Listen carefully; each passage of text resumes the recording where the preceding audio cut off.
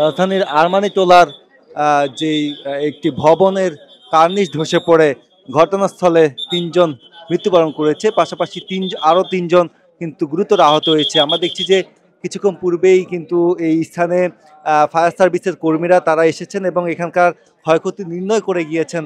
এই মুহূর্তে দেখছি যে এখানে যেই উৎসুক জনতার ভিড় লক্ষ্য করছি, সেই উৎসুক জনতার ভিড় সামাল দিতে কিন্তু সেনাবাহিনীর সদস্যরা তারা ঘটনাস্থলে এসে পৌঁছেছেন।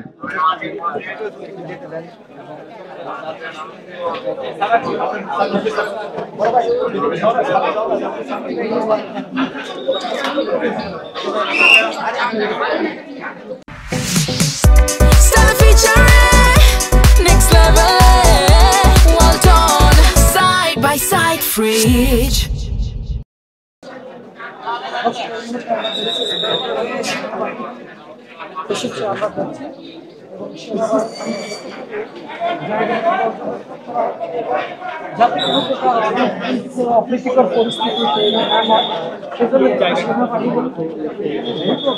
ঠিক এই স্থানেই 6তলা ভবন থেকে যেই রেলিং ধসে পড়ে, সেই ঘটনায় একটি মাংসের দোকানের উপরে মূলত সেই রেলিংটি ধসে পড়ে। পরবর্তীতে ঘটনাস্থল থেকে কিন্তু 6 জনকে ঢাকা মেডিকেলে নিয়ে যাওয়া হয়।